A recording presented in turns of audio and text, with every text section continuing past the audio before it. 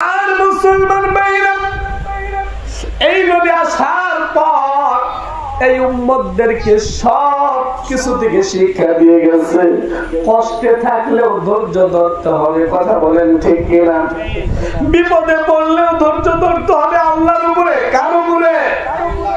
বিপদে পড়লে কার উপরে ধৈর্য ধরবো? সবুর কার কাছে করবো? আল্লাহর কাছে করতে হবে, কথা বলেন ঠিক কিনা? আমার মুসলমান ভাইরা দেখেন, নবী আমার কত কষ্ট করে গেছে এই দুনিয়ার জমিনে আসার পর। যদি চাইতো আল্লাহ রসুল স্বর্ণ খেয়ে স্বর্ণ এইরকম পায়খানা করতে পারতো, কথা বলেন ঠিক কিনা? কিন্তু আল্লাহ রসুল উম্মতদেরকে শিক্ষা দিয়ে গেছে যে টাকা পয়সা দ্বন্দ্ব থাকলে চলবে না রে উম্মত, শোনো, গরিব থাকো ধনী থাকো আল্লাহর উপরে সবর করো। যারা গরিব থাকবে দুনিয়ার জমিনে 500 বছর আগে ওই বড় লোকদের চাইতে জান্নাতে চলে যাবে। জোরে জোরে কান্না সুবহানাল্লাহ।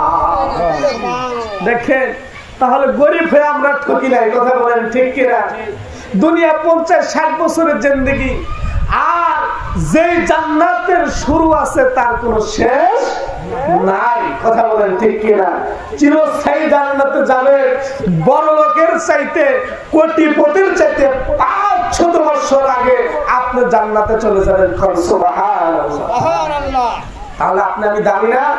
গরিব হয়েছে কি হয়েছে? আল্লাহ অনেক আগামীতে আমাদের জন্য কপাল খুলে রাখছে। আমার মুসলমান ভাইরা দেখেন, রাসূল কত কষ্ট করে গেছে। 3 দিন হয়ে যায় নবী কোনো খাবার না খাইয়া এইরকম আরবের 3টা পাথর পেটের ভিতরে বাসছে। উম্মতদেরকে শিক্ষা দিয়েছে কারো কাছে হাত পাতা যাবে না, কথা বলেন ঠিক কিনা? আমার মুসলমান ভাইরা 3 দিনে 3টা পাথর আবার রাসূল পেটের ভিতরে বাঁধিয়া হযরত আবু বকরের সামনে দাঁড়াইছে। হযরত আবু বকরের কাছে যা বলতেছে, আবু বকর, ও বাবা বকর, তোমার ঘরে কি কোনো খাবার আছে? হযরত আবু বকর ডাক দিয়ে বলেন, নাই গো নবী, নাই। যা ছিল নবী গো সব ইসলামের রাস্তায় দান করে দিয়েছে। জোরে জোরে কান্না সুবহানাল্লাহ। আমার বন্ধুরা, আল্লাহ রাসূল দেখলো হযরত আবু বকর সব ইসলামের রাস্তায় দান করে দিয়েছে। এ পাইক মুরিলের বন্ধুরা, সেই নবীর মহব্বতে আজকের রাত্রটা যদি এই কোরআনি মজলিসে কাটাইতে পারো রে, আমি আজল বলতে পারি, নিঃসন্দেহ বলতে পারি, আমার রাসূল যে বলছে আলেমের সামনে বসে 1টা ঘন্টা সময় ব্যয় করে দিবে, তার এইরকম 60 থেকে 70 বছর 100 বছর পর্যন্ত নফল ইবাদত করলে যেই পরিমাণ সওয়াব হবে, তার চাইতে উত্তম বা বেরিয়া সওয়াব ওই বান্দা বান্দির আমল নামায় আমার আল্লাহ দান করে দিবে। জোরে জোরে কান্না সুবহানাল্লাহ। আমার মুসলমান ভাইরা, ওই নবীর মহব্বতে আজকের রাত্রটা কাটাইয়া দেন, জীবন পাল্টে যাবে। হক্কানি আলেমে দিল্লাহ আছে যাদের জবান থেকে এত মধুর মধুর কথা শুনতে পাইবেন, যেই কথার ভিতরে আপনার আমার জীবন পরিবর্তন হয়ে যাইতে পারে, কথা বলেন ঠিক কিনা? আমার মুসলমান ভাই, এইবার আল্লাহর নবী দেখলো আবু বকর সব ইসলামের রাস্তায় দিয়ে দিয়েছে। হযরত ওমরের কাছে যাইয়া ডাক দিয়ে বলে, বাবা ওমর, এ বাবা ওমর, তোমার ঘরে কি কোনো খাবার আছে? তোমার ঘরে কি কোনো খাবার আছে নি? হযরত ওমর ডাক দিয়ে বলে, নাই গো নবী, নাই। নবী গো, যা ছিল গো নবী সব ইসলামের রাস্তায় দান করে দিয়েছে। জোরে জোরে কান্না সুবহানাল্লাহ। একটু নজর করে দেখে তারা কেমন ছিল। আবু বকর সব ইসলামের রাস্তায় দিয়েছে, হযরত ওমর সব ইসলামের রাস্তায় নিয়ে দিছে। আমরা মুসলমান কেন ইসলামের জন্য দিতে পারি না? তারাও মানুষ, আমরাও মানুষ, কথা বলেন ঠিক কিনা? তারা কেমন ভাবে কত কষ্ট করে দুনিয়ার থেকে জান্নাতের সার্টিফিকেট নিতে পারলো, তুমি আমি কেমন নাদান মুসলমান, কেমন কপাল পুরা মুসলমান দুনিয়ার থেকে জাহান্নাম কামাই করে নিয়ে যায়, কথা বলেন ঠিক কিনা? এমন মুসলমান রাসূলের সুন্নতকে ভালোবাসে না আর রাসূলের মহব্বত না করে এরকম কবরে যাইয়া ওই রাসূলের সামনে কেমন করে দাঁড়াবেন বন্ধু? আমার বন্ধুরা, বাবাজিরা, আমি বলতেছিলাম একটু নজর করে শুনেন। এমন সময় আমার মায়ের নবী দেখলো আবু বকর সব ইসলামের রাস্তায় দান করে দিছে, হযরত ওমর সব দিয়ে দিছে। এইবার কি করব? পেটটা পিঠের সাথে বাঁধিয়া, পেটটা পিঠের সাথে, পেটের সাথে এরকম রুমাল দিয়ে বাঁধার পর সোজা হযরত ফাতিমার ঘরের দিকে রওনা করে দিছে।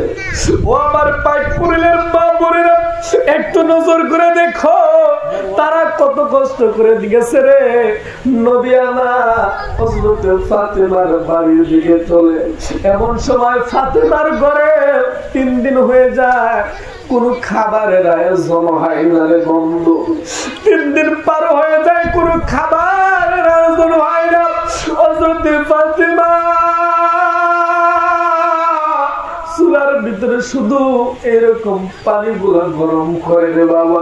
হযরত ইমাম হাসান, ইমাম হুসাইন, 2টা ভাই মার পাশে দাঁড়াইয়া মা বড় দিকে ডাক দিয়ে বলে, মা গো, ও মা, মা, মা গো, কোনো খাবার আছে গো মা? ও মা গো, তোমার কাছে খাবার চাইলে মা তুমি শুধু পানি গরম করো গো মা, কোনো খাবার তো আমাদের 2 ভাইকে দাও না রে মা। দেখো গো মা, দেখো পেটটা পিঠের সাথে কেমন ভাবে লেগে গেছে গো মা। আমার বন্ধুরা, দুনিয়ার এমন কোন মা বাবা আছে এরকম সন্তানের কথা শুনে চোখের পানি এরকম সহ্য করতে পারবে?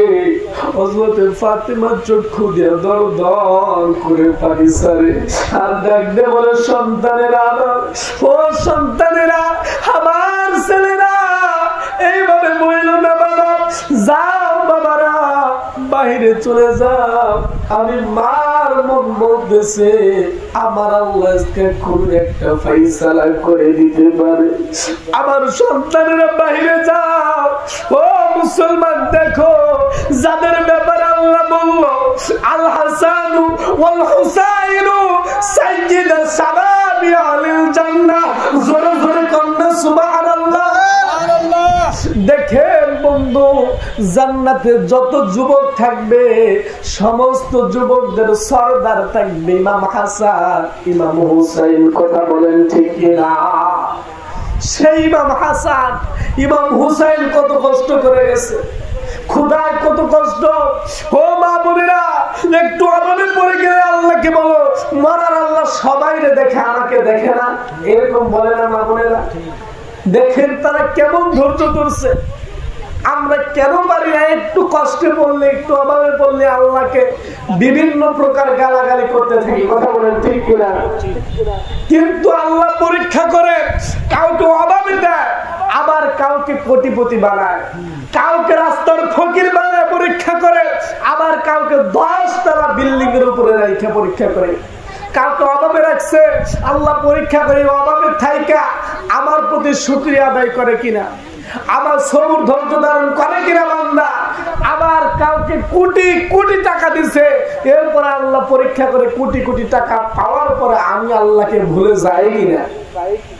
দেখবেন কিছু কিছু কোটিপতি টাকাওয়ালারা এরকম আল্লাহর প্রতি বিশ্বাস না রেখে, অনেক কোটিপতি আলারা এরকম টাকা পয়সার প্রতি বিশ্বাস করে, না টাকা আছে আমি রোগ থেকে এরকম সেবা পাবো, করে না?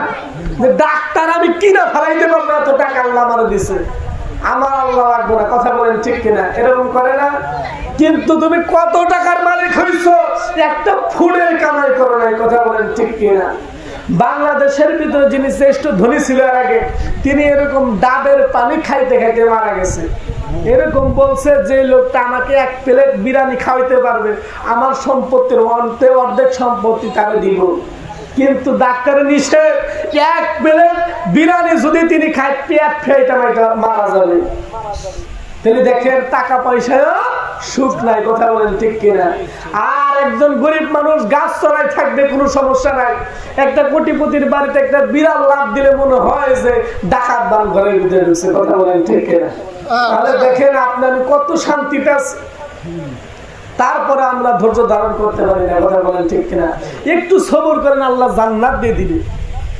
আমার মুসলমান ভাইরা, ও মা বোনেরা, একটু নজর করে শোনো। নবীর মেয়ে, নবীর 2টা নাতি কিরকম কষ্ট করে গেছে। আল্লাহ রসুল জীবনটা এই উম্মতের জন্য কত কষ্ট করে গেছে রে। এমন সময় ইমাম হাসান হুসাইনকে মা দরদে বলতেছে, সন্তান এবার যাও, বাইরে যাও সন্তানেরা। আমি মার মন বলতেছে রে, মনে হয় আমার আল্লাহ আজকে কোনো একটা ফাইসালা করে দিতে পারে। যাও সন্তানেরা, বাইরে চলে যাও, বাইরে একটু খেলাধুলা করো। 2টা সন্তান মার কথা শুনে বাইরে যেই মাত্র গেছে, এরকম দূর থেকে নজর করে দেখে আমার কামলিওয়ালা, আমার দয়ার নবী, আমার মায়ের নবী, আমার কলিজার নবী এরকম ভাবে ইমাম হাসান হুসাইনের দিকে আসতেছে। ইমাম হাসান হুসাইন ছোট্ট ভাইটা বড় ভাইকে দেখে দেখে বলতেছে, ভাই রে, আমার মনে বলতেছে আমার নানু ভাই বোধহয় আমাদের জন্য কোনো খাবার নিয়ে আসতেছে, আমাদের অভাবের কথা বোধহয় আমাদের নবী আমাদের